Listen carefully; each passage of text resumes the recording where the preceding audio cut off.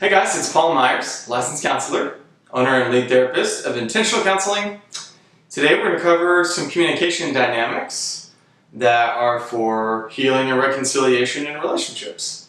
I do this a lot in marriage counseling with my clients that are coming in to work on their marriage, but it also just helps pretty much in any relationship if there's something unresolved or some hurts from the past that maybe there needs to be some healing or some dialogue about it.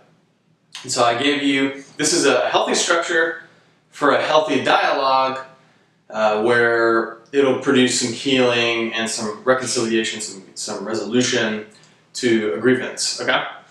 So before you start, we have this communication structure broken up into two roles.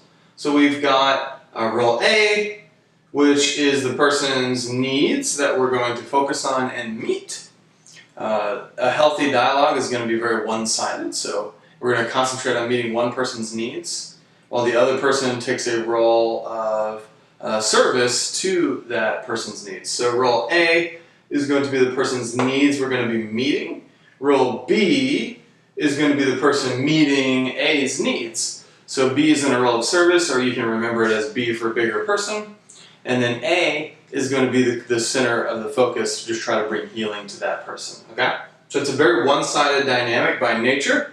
A lot of the time, when people talk, they're all trying to be A. I would argue human nature is very self-focused, and we all have needs and we want our needs met, so we tend to be A naturally, versus being B is a little bit less natural for people, but healthy and needed to bring some progress and some traction. So we've got, I have it broken up into 4 phases. So we've got phase 1, phase 2, phase 3, phase 4. So you want to go in order, you don't want to go out of order, or, these are all great communication skills that are pretty much useful anytime, but when you put them all together like this, it really is really effective. It's really awesome. So, okay.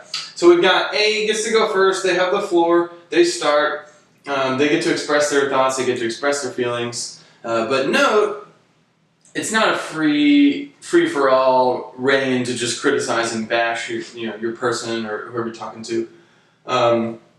Criticism usually implies flaw and points out people's flaws, and reminding them of their flaws and failures, and it's always focused on the other person and what they're doing and not doing, versus healthy A is going to just speak for themselves authentically. Hey, this is what I'm dealing with, this is what I'm feeling, these are the things that I'm wrestling with, I'm speaking for myself authentically, not focusing on the other person, okay?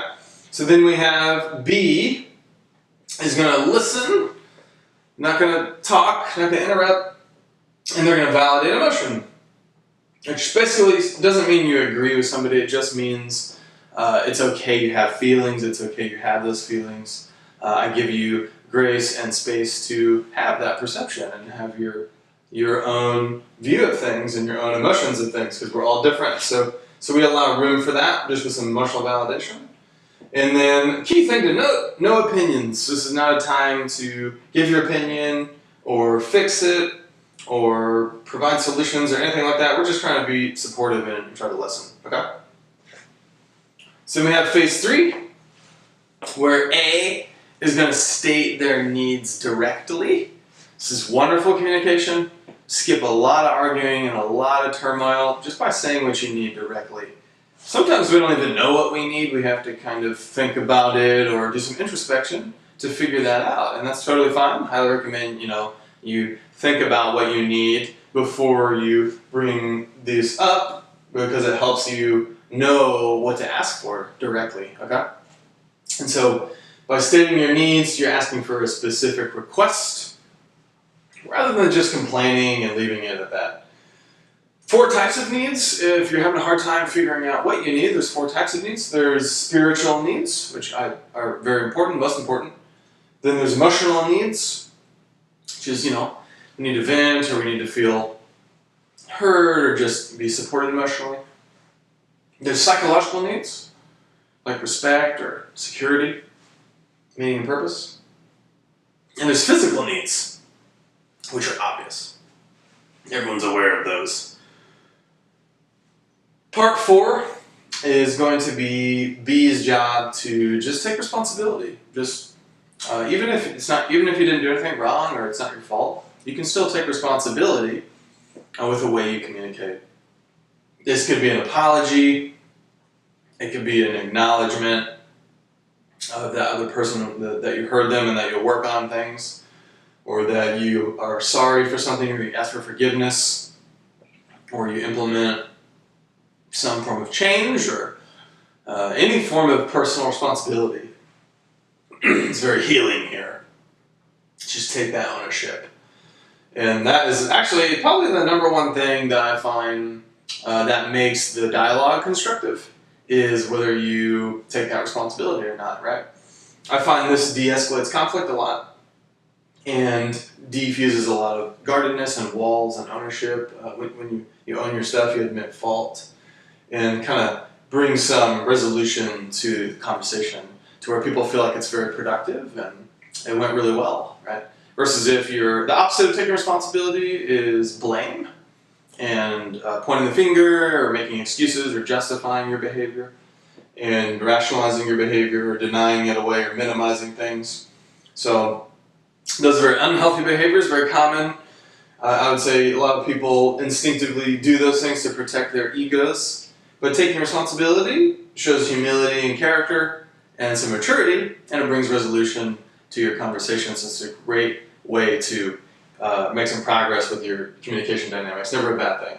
Okay? So there you go. There you have it. We have 1, 2, 3, 4 in that order. If you have a problem with somebody, it may help to talk with them first and just say, hey, I want to try this communication with you, and let's just pre-decide who's A and who's B, and we can try to make some progress with it and bring some healing, hopefully, to some things. If you get derailed a little bit, you're trying to go through this and you get derailed, just get right back on and try again, and try to finish it through as much as you can. Any of these communication skills you use are going to help and make it better and help facilitate progress. But it's even better if you can both get on the same page and do them together. So, ideally, after one person goes, if you need to just change roles, flip-flop the roles, and B can be A and A can then be B, so it can be fair, assuming that they still have unmet needs or things that they need resolved.